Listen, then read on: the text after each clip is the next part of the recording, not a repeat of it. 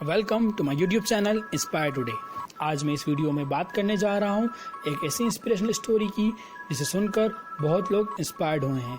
तो आप भी इसे सुने और अपने जीवन में अपने लक्ष्य को हासिल करने के लिए प्रेरणा लें। और अगर आपको वीडियो पसंद आए तो लाइक एंड शेयर करें और हमारे चैनल को सब्सक्राइब करें। विल्मा रुडोल्फ का जीवन शुरू से अंत तक संघर्षों और विपदाओं से भरा है। तो आइए जानते हैं इनके जीवन के बारे में शुरू से। विल्मा रुडोल्फ का जन्म 23 जून 1940 में अमेरिका के एक गरीब परिवार में हुआ।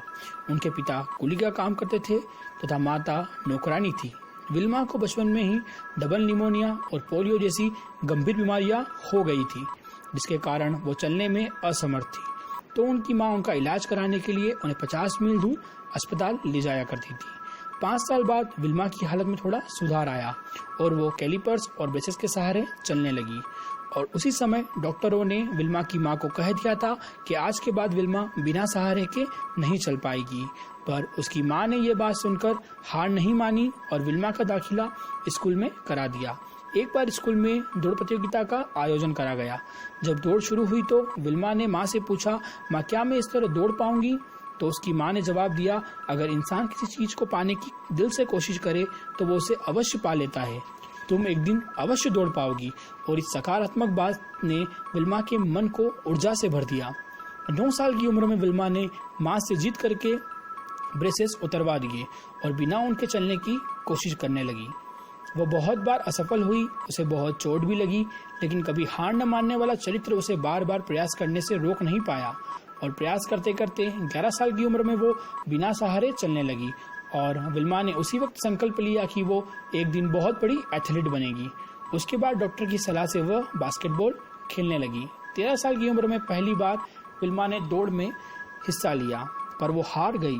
ऐसे बार बार प्रयास करते करते विल्मा को 8 बार असफलता का स्वाद चखना पड़ा, पर 9वीं बार विल्मा ने अपने प्रयास के जरिए जीत का अनुभव किया। 15 साल की उम्र में विल्मा ने टेनेसी राज्य विश्वविद्यालय में प्रवेश किया। वहां उनकी मुलाकात कोच टेम्पल से हुई। कोच टेम्पल ने विल्मा को कोचिंग दी। विश्वास और जज्बे से वह बहुत मेहनत करने लगी और एक दिन वह मेहनत रंग लाई और सन 1960 में विल्मा को रोम ओलंपिक में खेलने का अवसर मिला। और उस प्रतियोगिता में विल्मा ने उस समय की सबसे तेज और अनुभवी एथलीट जुत्ता हेन को हराकर 100 मीटर की रेस में स्वर्ण पदक जीता। इसी तरह 200 मीटर रेस और 400 मीटर रिले रेस में भी उसका सामना जुत्ता हेन से हुआ और दोनों में विल्मा ने जुत्ता हेन को हराकर स्वर्ण पदक जीते। इसी के साथ वह दौड़ प्रतियोगिता में 3 स्वर्ण पदक जीतने वाली अमेरिका की प्रथम महिला खिलाड़ी बनी और उन्हें इसके बाद ब्लैक गेजल की उपाधि के नाम से नवाजा गया। इस तरह विल्मा ने अपने पूरे जीवन भर संघर्ष के बाद भी अपने लक्ष्य को हासिल कर लिया और बहुत लोगों के लिए प्रेरणा बनी।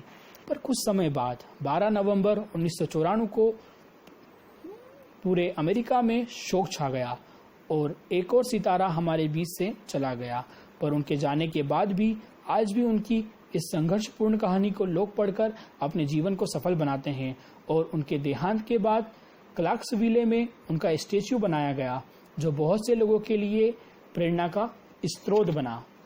अंत में आपको एक बात कहना चाहूंगा जो विल्मा रुडोल्फ ने एक बार कही थी, जीत अच्छी है अवश्य, मगर आप सचमुच जीवन में कुछ करना चाहते हो तो इसका रहस्य यह है कि आप सीख लो हारते कैसे हैं। कोई भी मनुष्य कभी ना हारे, यह संभव नहीं है, मगर आप उस हार के बाद भी खुद को खड़ा करते हो और फिर से तैयार करते हो। और अगर आप जीत जाते हो तो आप अवश्य एक दिन चैंपियन न बनोगे। इसी के साथ अपने जीवन में इस कहानी से प्रेरणा लें और अपने जीवन को सफल बनाएं। Thanks for watching my video. Like, subscribe and share.